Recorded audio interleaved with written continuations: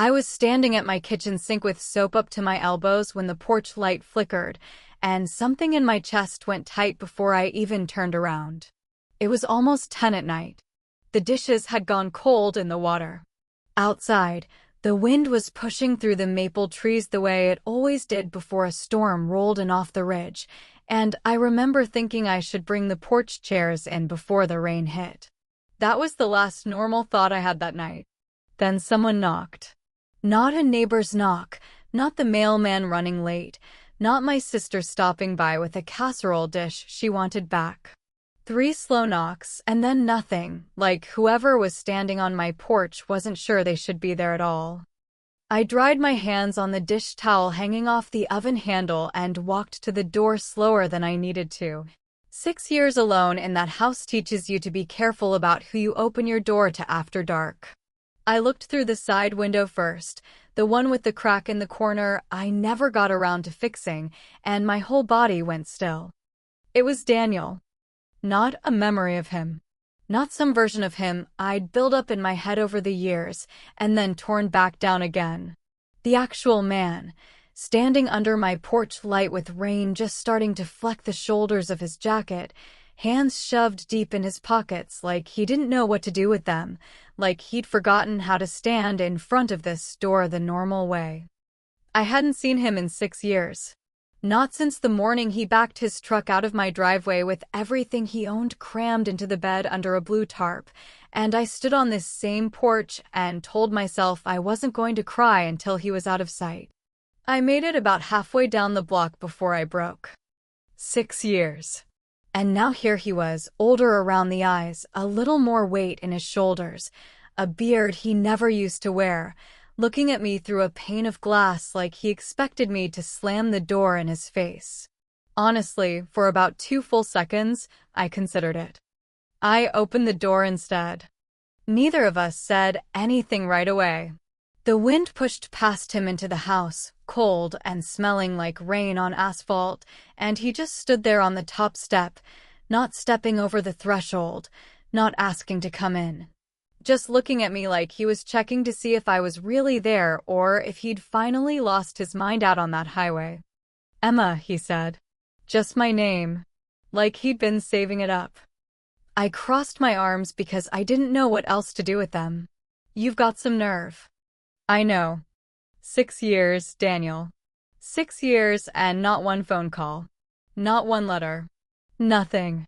And now you're standing on my porch at 10 o'clock at night like this is normal." "I know," he said again, quieter this time. "I don't have a good reason. I don't have any reason that's going to sound right standing out here in the rain." I should have shut the door. Every smart part of me was screaming that I should shut the door, go back to my cold dishwater, and let him stand out there until he figured out he wasn't welcome. But there was something in his face I hadn't seen since the last week we were together, before everything fell apart. He looked scared. Not nervous, not awkward. Scared, the way a person looks when they've run out of places to go. "Why are you here?" I asked. He looked down at his boots, then back up at me, and for a second the porch light caught his eyes just right, and 6 years folded up into nothing. "My dad died," he said. 3 weeks ago. That knocked the wind out of me harder than I expected. Daniel's father had been a fixture of this town my whole life, the man who ran the hardware store on Main Street, who used to slip me free nails when I was helping my own father with fence repairs, who once fixed my bike chain in under 2 minutes without even being asked. I hadn't heard. Nobody had told me, and I realized with a small ache that nobody would have thought to, not anymore, not after 6 years of me being nothing to Daniel's family, but the girl he used to bring home. "I'm so sorry," I said, and I meant it, even through the anger still sitting hot in my chest. "He left me the store," Daniel said. "And the house. And about $40,000 in debt I didn't know he'd taken on, and a town full of people who are going to be watching every move I make for the next year, and I don't have a single person left who actually knows me anymore." He stopped, jaw working like he was trying to get the next part out.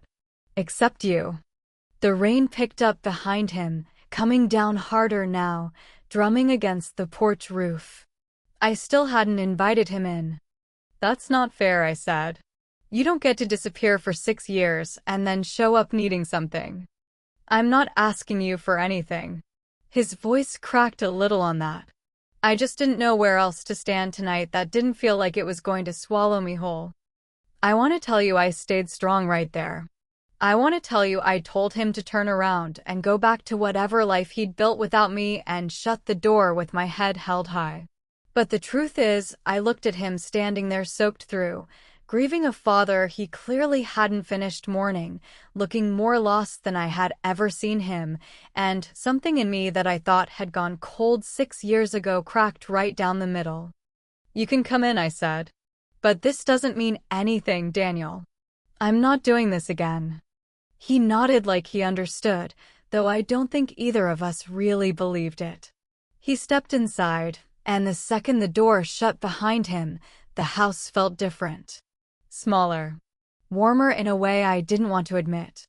I hadn't had a man in that house since him, not because I was waiting, I told myself, but because life in a small town moves slow, and grief moves slower, and somewhere in 6 years I'd just stopped looking.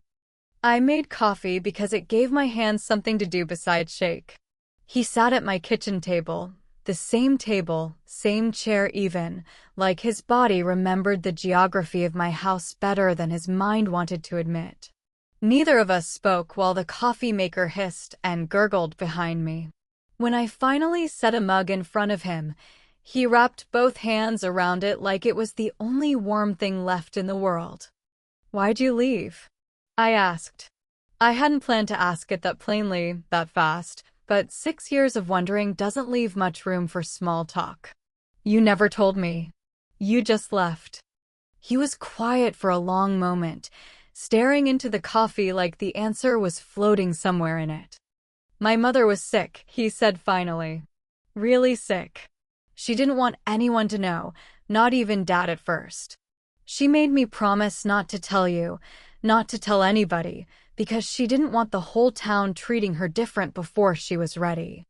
I had to go take care of her out in Ohio, and I didn't know for how long, and I was 24 years old and terrified, and I thought," he stopped, rubbed a hand over his face.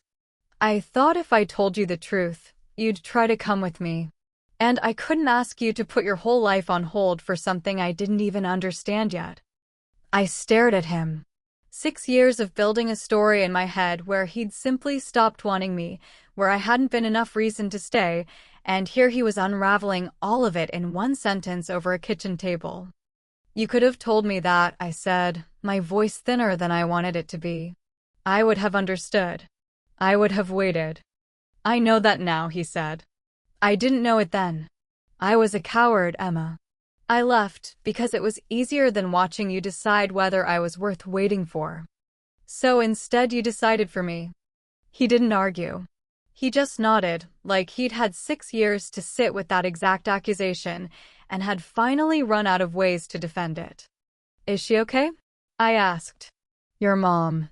She passed 2 years ago." His voice went rough. "I stayed out there the whole time. Took care of her until the end. Then Dad started slipping, too, and I didn't want to leave him alone either, so I just stayed gone. It felt like coming back would mean admitting I'd left for nothing, or nothing good enough anyway.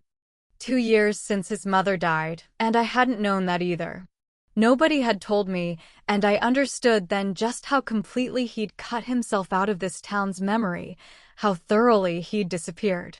It made the anger in my chest tangle up with something else, something softer and more complicated that I didn't want to look at directly. "So now you're back," I said. "For the store. For the house. For the debt," he said, almost laughing, though there wasn't much humor in it. "Mostly for the debt." I sat down across from him, my own coffee going cold in my hands, and for a while neither of us said anything else. The rain kept coming down outside, steady now, filling up the silence between us with something that almost felt comfortable if I let it. "You can't stay here tonight," I said finally. "I know. I'm not asking to." I mean it, Daniel.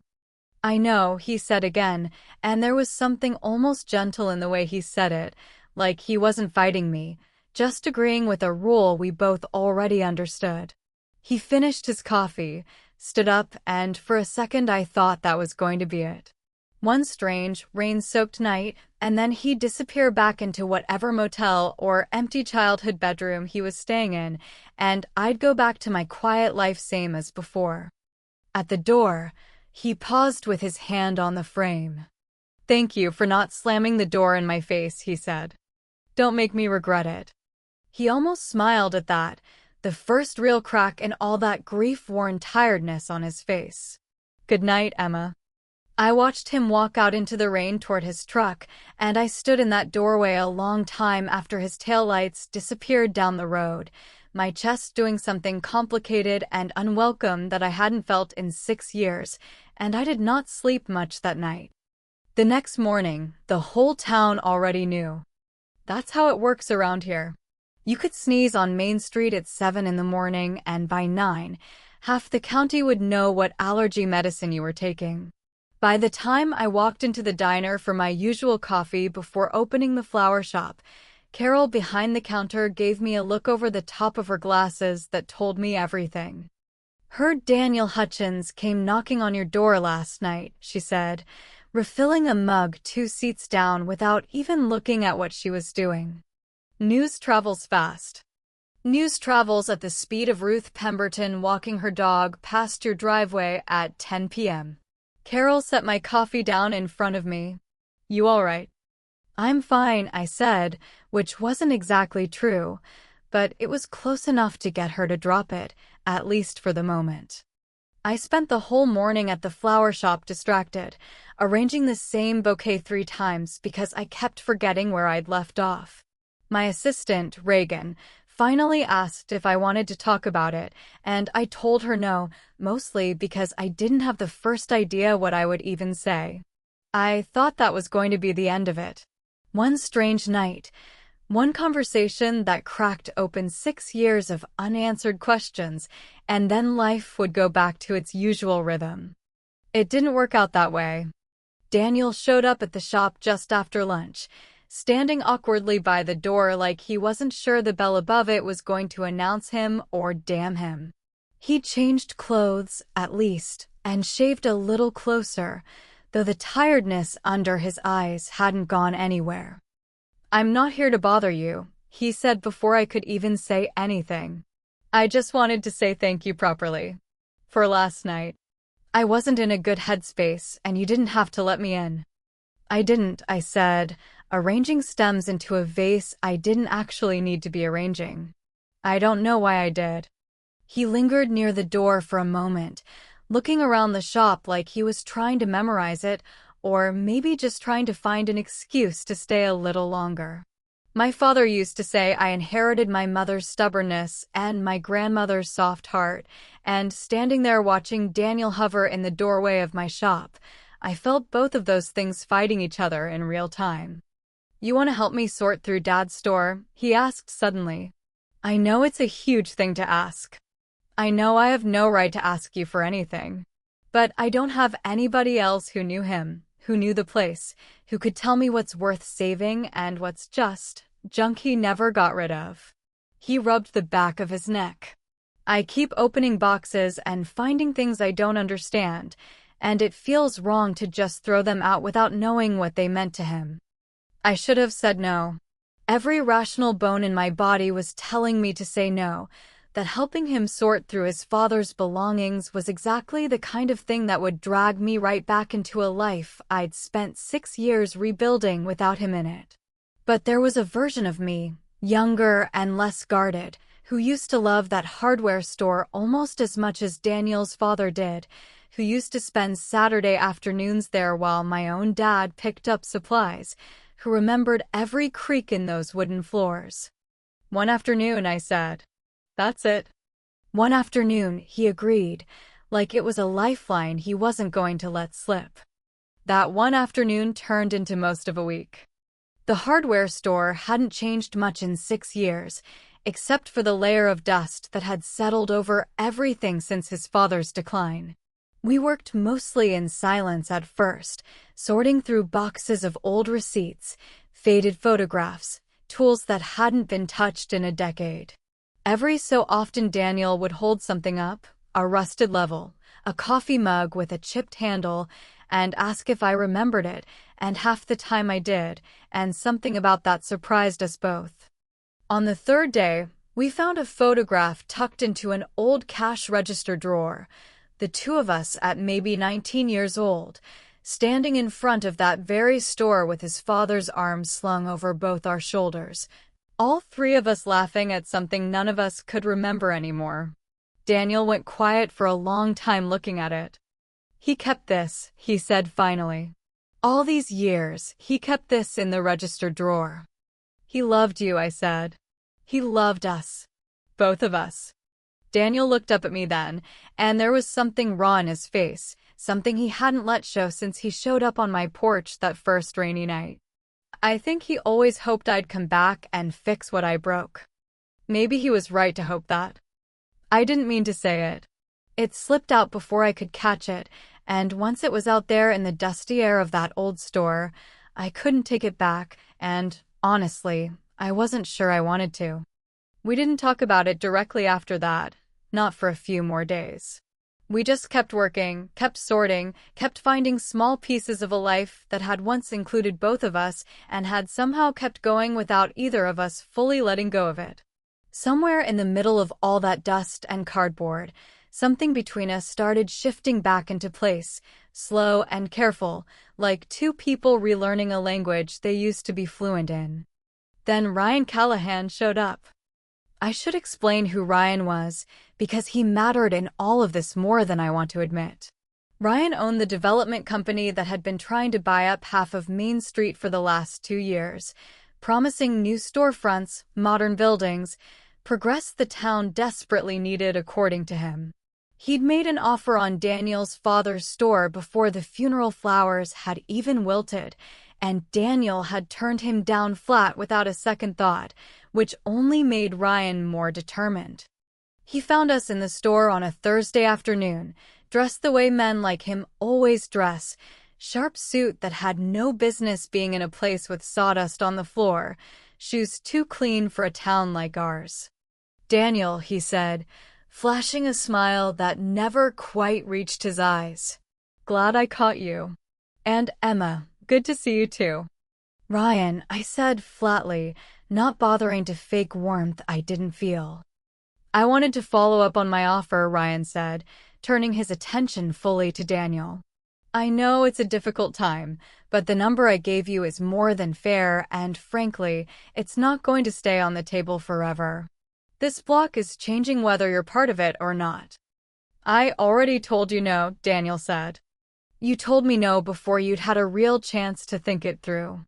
Ryan glanced around the store, his eyes doing that thing rich men's eyes do when they're mentally tearing a building down and building something shinier in its place. "This place is a money pit, Daniel. Old wiring, outdated inventory, debt your father left you that this store's revenue isn't going to touch.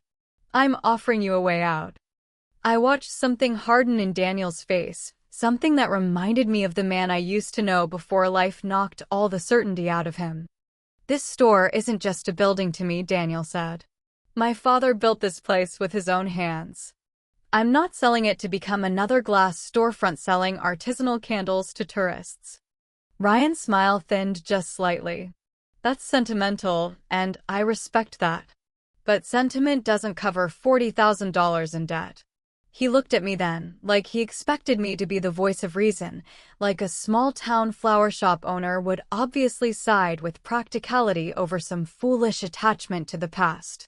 "Emma, surely you understand the numbers here better than most." "I understand that some things are worth more than the number on a check," I said. Ryan's jaw tightened, just barely, before he smoothed his expression back into that practiced business calm. "Think it over," he said to Daniel. "The offer stands until Friday. After that, I move on to other properties, and this block develops without you in it."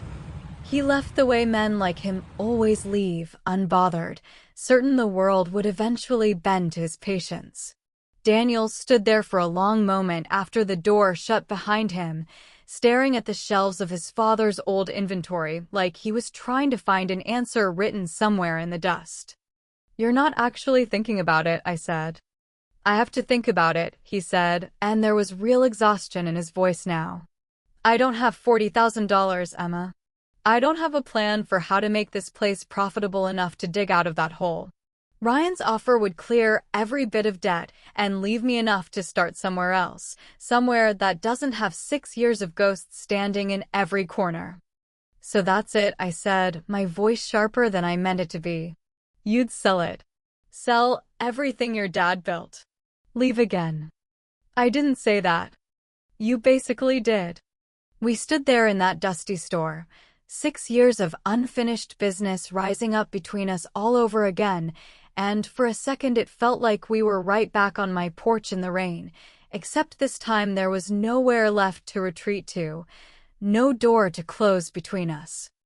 "I don't want to leave," Daniel said finally, quiet but certain. "Not this town. Not this store. Not you." I came back because some part of me has been trying to come back for 6 years and just didn't know how. But I also don't know how to fix $40,000 in debt with nothing but stubbornness and a photograph in a cash register drawer. I looked at him standing there, torn between the life he'd run from and the mess he'd inherited, and something in me that had been guarded for 6 years finally decided it was tired of guarding. "Then we figure it out," I said. "Together." He looked at me like he wasn't sure he'd heard me right. "Emma, I'm not saying this fixes 6 years," I said quickly, before he could read more into it than I meant, though honestly I wasn't entirely sure myself how much I meant. "I'm saying your father meant something to this whole town, and this store meant something, and I'm not going to stand here and watch you hand it over to a man in a suit just because the math got hard.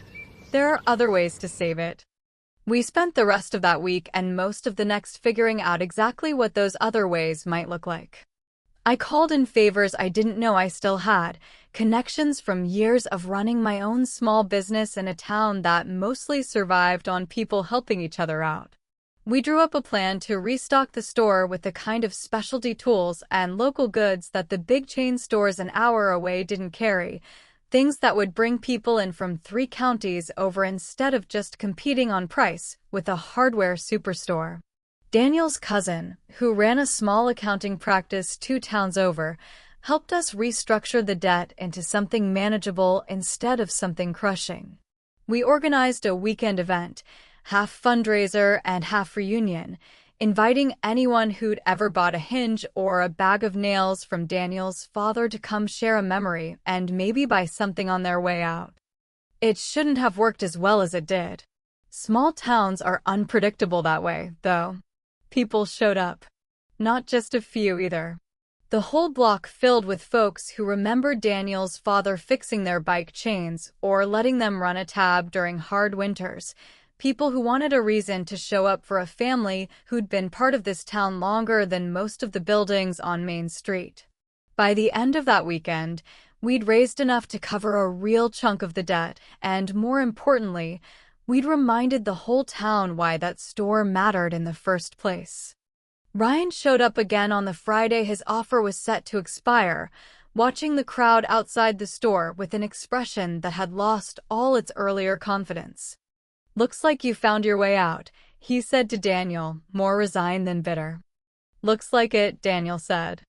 Ryan glanced at me, then back at Daniel, something almost like grudging respect crossing his face before he covered it back up with that same polished smile.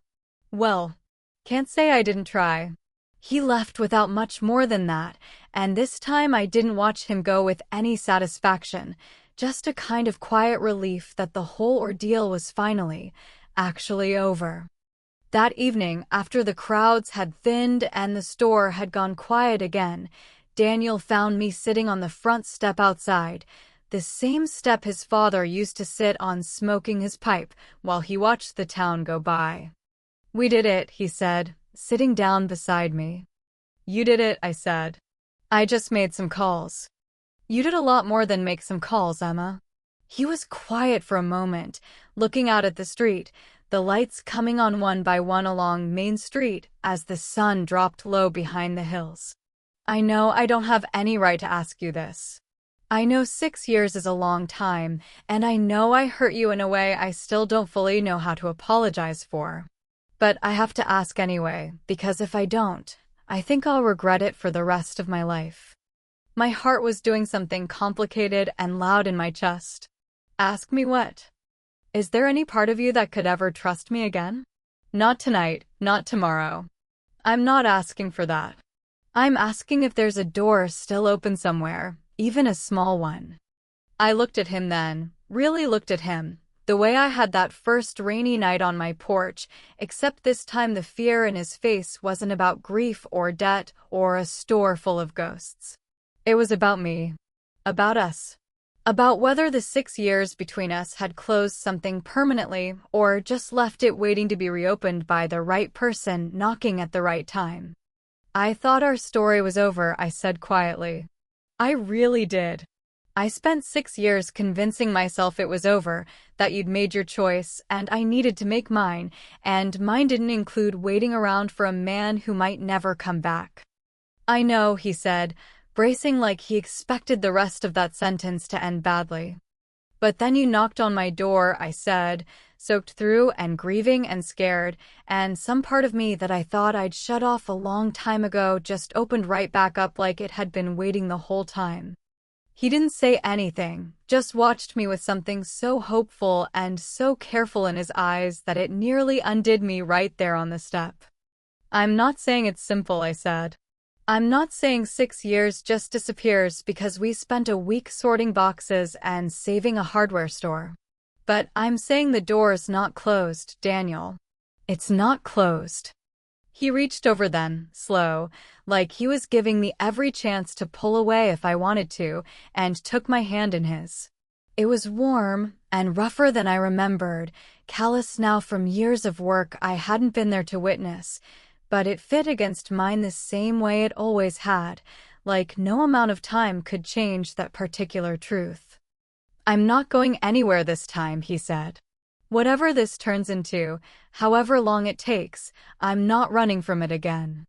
You'd better not, I said, and for the first time since he'd shown up on my porch, I let myself smile without holding anything back. We sat there on that step for a long time after that, watching the last of the daylight fade behind Main Street, not saying much else, because sometimes after everything's been said, the only thing left to do is just sit together and let the silence be a good one instead of a painful one. The hardware store stood behind us, saved, lit up warm against the coming dark, holding 6 years of history and one very uncertain future inside its walls.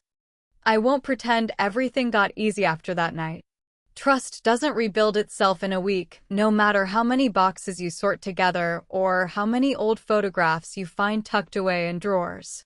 There were nights in the weeks that followed where the old hurt crept back up, where I'd catch myself bracing for him to disappear again, where he'd catch that fear in my eyes and just sit with me through it instead of trying to talk me out of it. That, more than anything, was what finally convinced me this time was different. He didn't try to fix my doubt with pretty words. He just stayed, over and over, small ordinary days stacking up into something solid, until the fear started losing its grip a little more each time. I think about that first night a lot, the sound of those 3 slow knocks, the way my whole life shifted the second I opened that door. I used to believe some stories just end, that once someone walks away, the door closes for good, and there's no sense standing there waiting for a knock that isn't coming. But I learned something different that year. Sometimes the story isn't over. Sometimes it's just waiting on the other side of a door you haven't opened yet, holding its breath, hoping you'll answer before it's too late. If you've ever had someone walk back into your life after you thought that chapter was closed for good, I'd love to hear about it in the comments below. And if this story meant something to you, make sure you're subscribed, because there are a lot more stories like this one still to come.